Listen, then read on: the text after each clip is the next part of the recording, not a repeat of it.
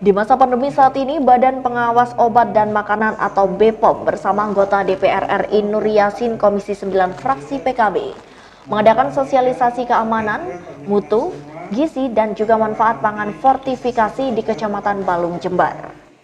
Kegiatan edukasi tersebut diikuti oleh para 200 peserta dari kalangan kepemudaan, tokoh masyarakat, muslimat, Fatayat NU Balung, Ibnu IPPNU, dan Ansor. Namun kegiatan ini tetap mematuhi prokes seperti jaga jarak dan juga mengenakan masker. Melalui penyebaran informasi ini diharapkan konsumen semakin cerdas untuk mengenal keamanan dan juga manfaat produk makanan dan minuman yang akan dikonsumsi. Para peserta juga diberi ulasan tentang berita hoaks dan bantahannya, seperti salah satu produk permen yang dinilai mengandung narkoba, serta biskuit yang dinilai mengandung racun berbahaya karena terbakar saat dinyalakan dengan korek api. Rumor tersebut merupakan berita bohong karena sejatinya biskuit memang pasti bisa dibakar, sebagaimana gandum, padi, dan jerami yang juga bisa dibakar. Ya, baik Mas. Jadi sosialisasi hari ini itu dari Badan BPOM, jadi Badan Pengawasan Obat dan Makanan.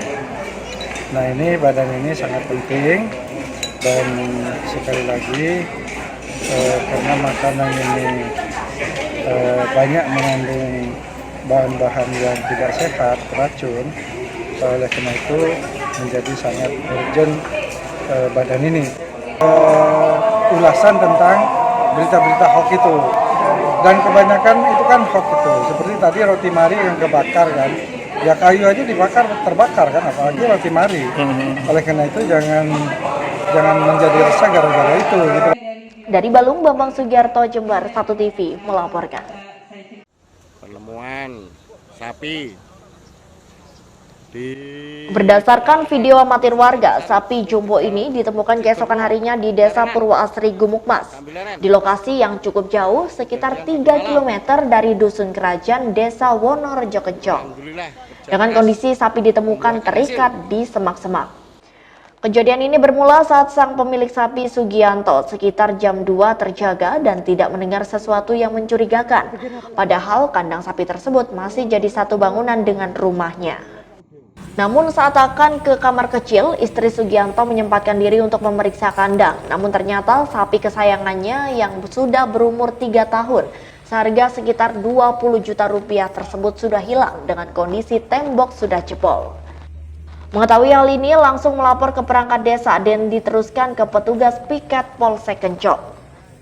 Pak Gianto, kejadiannya jam berapa ini Pak? Sekitar jam 2. Taunya gimana tadi Pak? Ya, istri saya itu yang keluar kencing ke WC. Ke WC, sekitar jam 2 Pak? Jam setengah 3 keluarnya. Oh, tidak mendengar apapun? Tidak. Tidak sama sekali. Pak, apa yang dirusak tadi Pak? Yang dirusak tembok. Jebol tembok pelaku Tembok Pak? rumah itu. Tembok rumah Pak, pelaku? Ya. Berarti posisi sapi ini tadi di dalam rumah. Kandang tembok Pak? Pak, ini umur berapa Pak sapinya Pak? Ya, enggak tahu umur berapa ini kira-kira. Kondisinya hamil? Hamil 5 bulan. Baru keesokan harinya Sugianto dipanggil ke Polsek Kencong karena sapinya sudah berhasil ditemukan. Sehingga Sugianto merasa lega dan sapi tersebut langsung diserahkan oleh Kapolsek. Jadi dilihat dari modus dari pelaku, kelihatannya ini modus baru. Belum dibawa oleh pelaku, itu disembunyikan dulu. Disembunyikan dulu mungkin waktunya sudah terlalu pagi, kesiangan, sehingga disembunyikan dulu. Nanti ada kesempatan kalau sepi mungkin nanti diambil. Dari Kencong, Sugito, Jember, 1 TV melaporkan.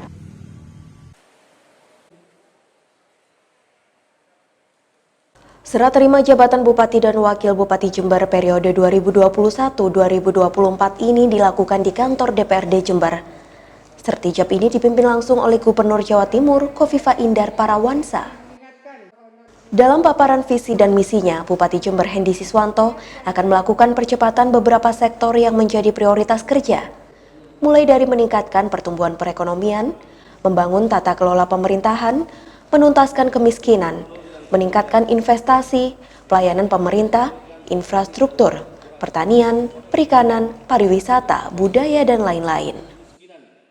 Gubernur Jawa Timur Khofifah Indar Parawansa mengatakan bahwa proses percepatan pembangunan dan pembahasan APBD harus dilakukan sesuai dengan kolaborasi, akselerasi, dan sinergitas antara legislatif dan eksekutif. Sesuai arahan Presiden, kepala daerah memang harus kerja cepat dan detail. Selain itu, harus melakukan pendekatan secara pentahelix mulai dari pemerintah, pihak kampus, media, private sector, dan masyarakat harus bersinergi dengan baik. Jadi kalau sinergitas, kolaborasi, partnership itu terutama dengan pentahelix. Maka pentahelix approach, pendekatan pentahelix itu ada pemerintah, ada kampus, ada media, ada private sector, ada masyarakat. Ini harus nyekrup semuanya. Di Pemprov saya sering menyebut rembuk nyekrup. Setelah rembukan disekrupkan semua supaya larinya bisa lebih kencang. Sementara itu, Bupati Jember Haji Hendi Siswanto mengatakan bahwa APBD merupakan urat nadi berjalannya roda pemerintahan. Dirinya akan mengirimkan surat kepada legislatif untuk segera dilakukan pembahasan tentang APBD Kabupaten Jember tahun 2021. Sehingga ditargetkan 2 minggu ke depan, pembahasan APBD akan selesai dan tuntas. Kami sangat berharap support dari provinsi ke Ibu Gubernur, ini tentunya sangat kami harapkan. Kenapa? Saat ini kami masih harus menyelesaikan APBD, karena APBD ini berat nadi kami nih. Kalau APBD masih belum selesai, justru kami mau bergerak seperti apa. Namun demikian, ketergantungan APBD tidak itu serta-merta kami tidak melakukan apapun. Kami bisa melakukan apapun dengan berkoordinasi dengan teman-teman yang ada di daerah, terutama Kades kepada RT RW. Dari Jember, DKJ Jember 1 TV melaporkan.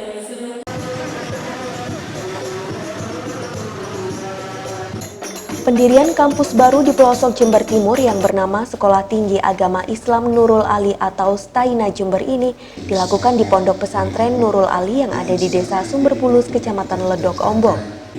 Selain untuk membantu masyarakat sekitar yang berekonomi lemah, pendirian perguruan tinggi tersebut juga sebagai upaya membantu program pemerintah untuk meningkatkan kualitas sumber daya manusia.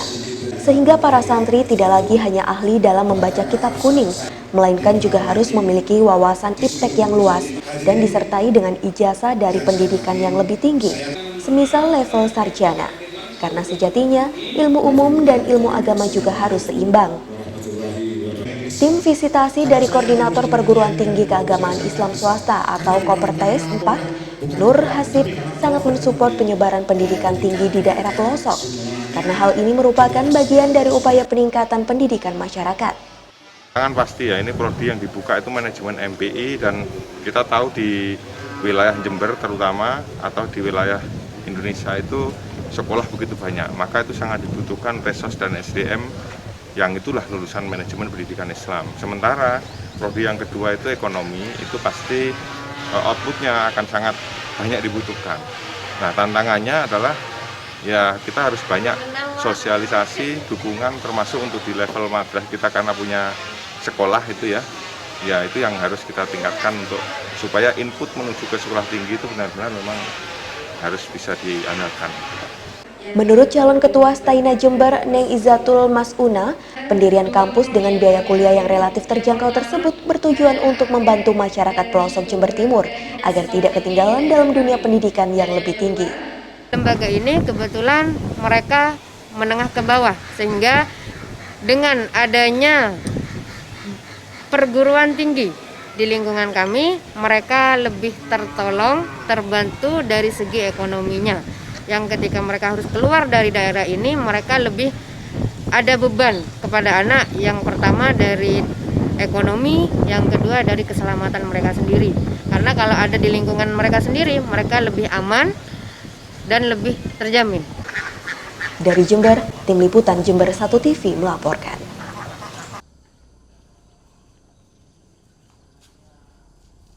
Dalam acara sosialisasi yang dihadiri oleh para pemilik jaringan di bawah naungan PT Jember Vision ini, pihak MNC Group mensosialisasikan bahwa MNC tidak lagi kontrak analog kepada LCO di Jember. Sehingga jika masih menayangkan siaran RCTI, MNC TV, Global TV, dan iNews, maka hal tersebut dianggap ilegal. Menurut Kepala Divisi LCO MNC dan K-Vision, Inenga Paranadiarsa, MNC sudah menjalankan digital selama 1 tahun sesuai dengan prosedural. MNC Group juga melakukan penertiban di seluruh wilayah Indonesia bahwa tidak ada lagi kontrak dengan TV analog. Pihaknya berharap dengan hadirnya layanan digital, para LCO lebih bagus dalam mengelola sehingga lebih efektif dan efisien, agar pertumbuhan jumlah pelanggan bisa semakin besar, karena tidak ada lagi pencurian pelanggan dari TV yang lain dan LCO akan mendapatkan revenue-nya sendiri. Jika ingin mendapatkan layanan K-Vision, maka harus menyediakan box STTB dengan teknologi DBBC, bukan lagi terestrial atau TI. Karena karakter K-Vision jika menggunakan DBBC yang dibeli di tempat lain atau di pasaran, maka hal tersebut merupakan sebuah pelanggaran dan tidak bisa ditindak secara hukum karena DBBC K-Vision sudah bersertifikat dan lengkap. Kita dari K-Vision MNC ya Pak, ya kita kesini adalah dalam rangka mensosialisasikan Pak, ya. Karena kemarin kita sudah mengambil keputusan bahwa kontrak analog khusus FTMNC Group itu sudah kita tidak melayani lagi kontrak analog, ya. Sehingga kepada teman-teman LCO semuanya ya itu wajib menjalankan bahwa kontrak analog tidak ada. Artinya kalau menayangkan analog itu adalah ilegal. Sehingga kita melayani kalau ingin ada layanan FTMNC Group itu ke digital Pak. Nah kita sudah menyiapkan untuk digitalnya ya, dan ini pun digital sudah kita berjalan 1 tahun ya, itu pun dengan baik dengan jalannya ya. Itu yang kami tekankan kepada teman-teman LCO yang ada di wilayah Jember Pak. Itu tujuannya. Selain dari Jember Pak, maksudnya? Nah kita pun secara seluruh Indonesia ya, itu sudah tidak ada lagi kontrak, bukan hanya khusus Jember ya. Kita pun melakukan semua penertiban ya, ada di seluruh wilayah Indonesia ya, Kalimantan, Sulawesi, Sumatera, Papua ya, Jawa, begitu juga Bali Nusra. Itu kita lakukan bukan hanya untuk di Jember saja ya, semua berlaku seluruh Indonesia bahwa tidak ada lagi kontrak analog.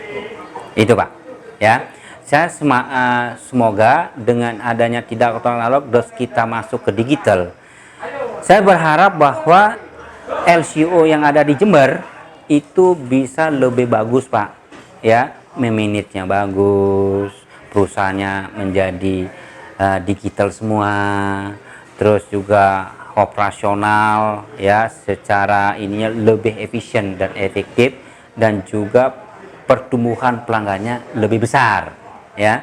Karena kita belajar dari beberapa LCO yang kita handle benar-benar digital semua, dulunya pelanggannya hanya misalkan 500 bisa menjadi 800. Itulah dengan cepat. Kenapa? Tidak ada lagi ada pencurian pelanggan untuk penggunaan TV-TV yang lain ya, misalnya di double lagi, enggak, karena apa? Satu box itu adalah 1 pelanggan, kalau perlu nambah lagi ya kelihatan, sehingga tidak ada lagi pencurian. Itu sih prinsipnya, sehingga akan terjadi maksimum ya LCO untuk mendapatkan revenue-nya sendiri. Itu ya. Solusi teknis yang harus diambil oleh seluruh TV kabel itu apa? Nah, kalau untuk mendapatkan layanan digital K-Vision ya tentu harus menyediakan box ya STTB. Kita menggunakan adalah teknologi DBBC ya, bukan T ya. Karena DBBC yang kita gunakan di sini khasnya sudah miliki oleh K-Vision ya. Kalau nanti menggunakan khas lain atau pakai DBBC yang open market yang ada sekarang dijual, kalau itu menggunakan itu artinya melanggar ya, adalah ilegal. Kita juga bisa menindak untuk itu ya.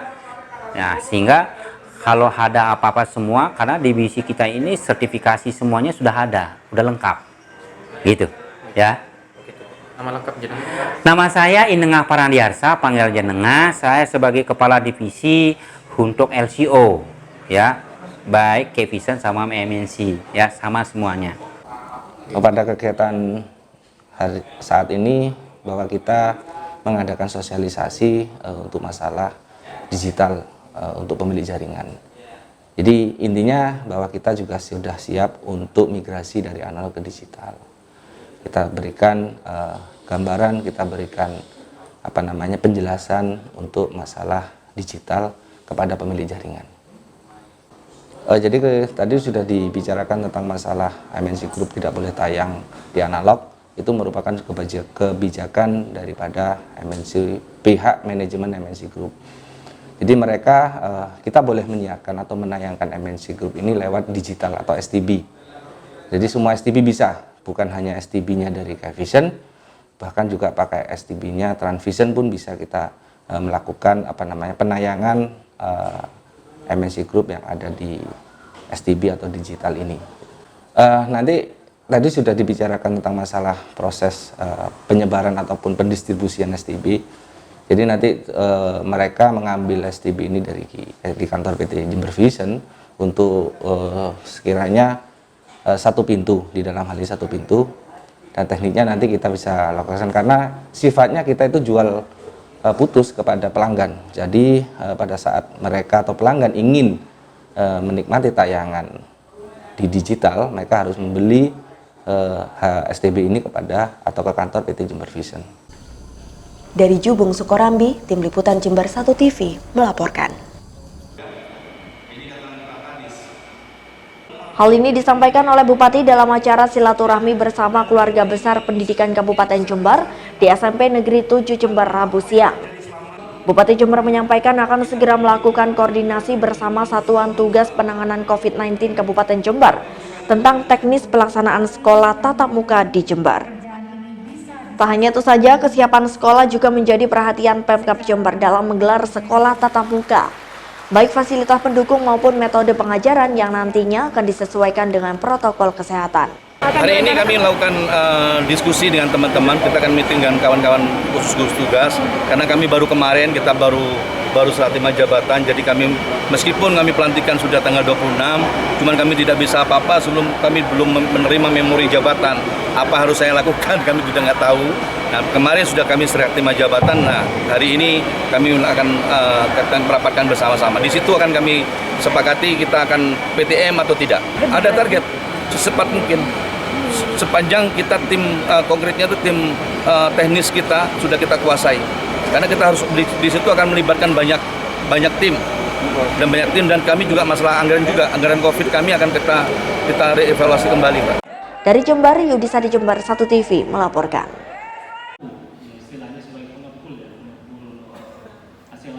Usai menghadiri acara dialog publik di DPRD Jember, Bupati Jember Haji Hendi Siswanto mengaku sangat prihatin kepada GTT PTT yang sudah memasuki bulan ketiga belum menerima honor. Karena Bupati Lama Faida tidak menyertakan anggaran untuk gaji GTT PTT di Jember. Selama tidak ada APBD, ia akan membuat perkada dan memasukkan belanja rutin yaitu berupa gaji GTT PTT. Bahkan ia menegaskan akan membuat perkada secepat mungkin dan tidak akan menunggu sampai berlarut-larut. Ia mengaku sangat mengapresiasi pengabdian seorang guru. Oleh sebab itu, ia akan memprioritaskan guru untuk mendapatkan haknya selama ia mengajar. Justru persoalannya bukan di ASN-nya, persoalannya adalah di honorer ini. Teman-teman kita yang honorer ada yang Satpol PP yang honorer dari tukang parkir macam-macam itu harus pakai APBD. Pakai APBD kan masih bahas dan mereka masih udah nggak dibayar 2 bulan yang lalu, Januari Februari belum bayaran nih. Nah, kami masuk di ujung sekarang ini, jadi harus bayarin itu gitu. Nah, uangnya mana ini uangnya ini?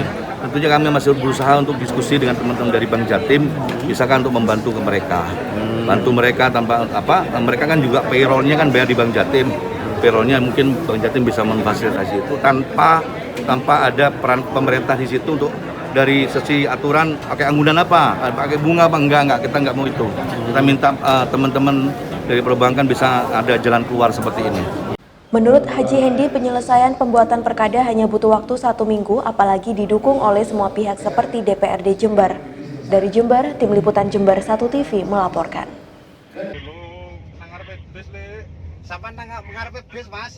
Berikut saat anggota Opsnal Satreskoba Polres Jember yang membuntuti tersangka pengedar sabu di Jalan Raya Rami Puji.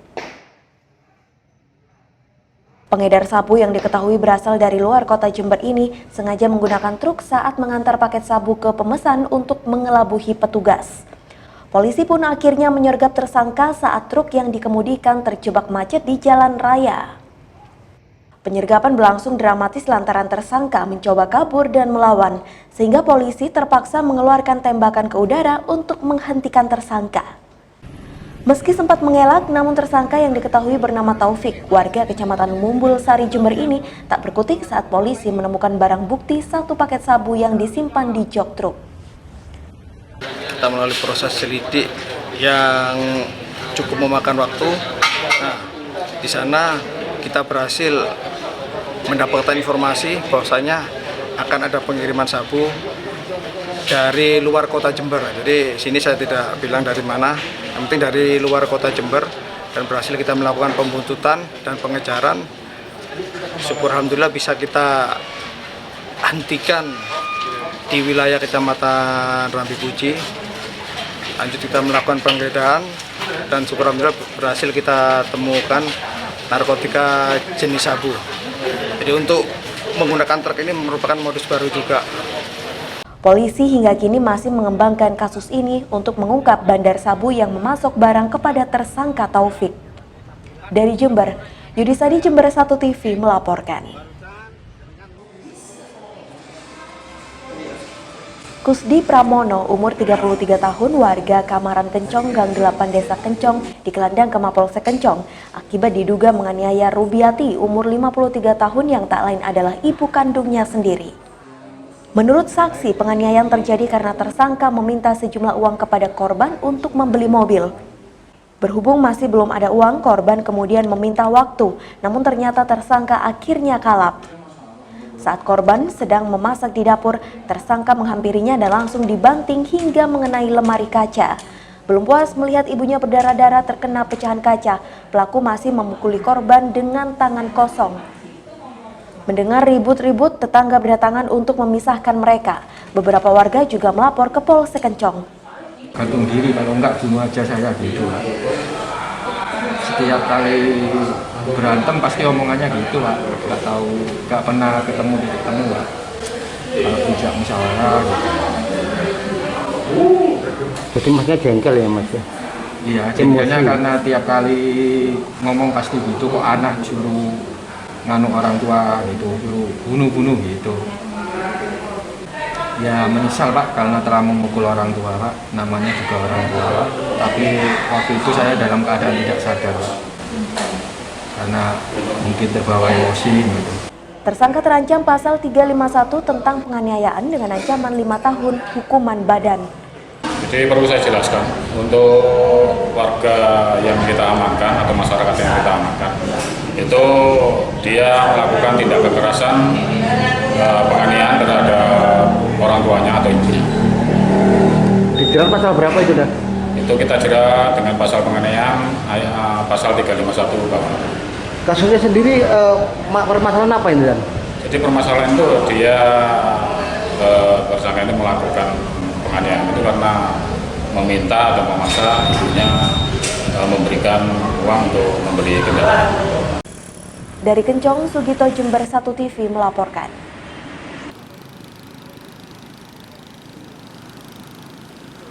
Para pecinta olahraga surfing yang tergabung dalam Jember Surf Society atau JES mengadakan latihan bersama olahraga surfing di Pantai Payangan Watu Ulo, Ambulu, Jember. Biasanya kegiatan tersebut hanya bisa dilakukan di Provinsi Bali. Namun ternyata di pantai selatan Jember ini juga bisa dijadikan tempat olahraga surfing yang memadai. Karena selain ombaknya yang cukup menantang, view atau pemandangan di sekitar pantai ini juga sangat indah. Kegiatan hari ini kita meramaikan lah untuk kedepannya supaya pantai ini bisa dikenal ke mancanegara, kelasnya bisa mengangkat pasar Jember global ke mendunia. Lokasinya gimana untuk lokasi untuk buat olahraga? Oh ini sangat istimewa. Soalnya kemarin ada teman dari Australia datang mau lihat keindahan ini pantai dan kadar airnya ini amat sangat bagus untuk kulitnya orang dulu yang pengen ikan. Cuman satu kendala, sampah yang sebelah sana kita harus bersihkan. Peminat kita harus memperkenalkan, soalnya ini sesuatu yang baru. Tapi kawan-kawan yang dari Bali ada sebagian antisipasi. Kegiatan olahraga surfing ini juga dihadiri oleh Dea Natasha, salah satu atlet nasional yang pernah meraih medali emas di negara Filipina dalam rangka SEA Games tingkat longboard pada tahun 2019 yang lalu dan juga sering mengikuti kontes antar negara di Asia. Ternyata Dea Natasha yang kelahiran tahun 2000 tersebut berasal dari desa Adongsari, Kecamatan Ambulu, Jember. Namun dirinya sudah lama sejak kecil tinggal di Bali bersama keluarganya. Akan tetapi saat pulang kampung bersama keluarga ke daerah kelahirannya, atlet berprestasi tersebut pasti mampir di Pantai Payangan Watu Ulo untuk bermain olahraga surfing. Menurut Dea, Pantai Selatan Jember cukup baik untuk latihan surfing, namun punya satu kelemahan yaitu persoalan sampah yang berserakan. Saya biasa lebih banyak kontes di Bali waktu saya masih kecil, tapi sekarang saya mulai ikut di Jepang, India, Thailand, Malaysia, Brazil. Ya. Yang terakhir? Yang terakhir kemarin saya ke Lombok. Di Lombok ada kompetisi surfing di sana. Kompetisi ke depan apa yang mau diikuti? ISA itu kompetisi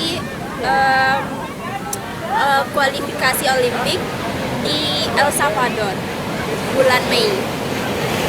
Untuk medali yang paling terkesan apa enggak? Kompetisi yang paling terkesan apa?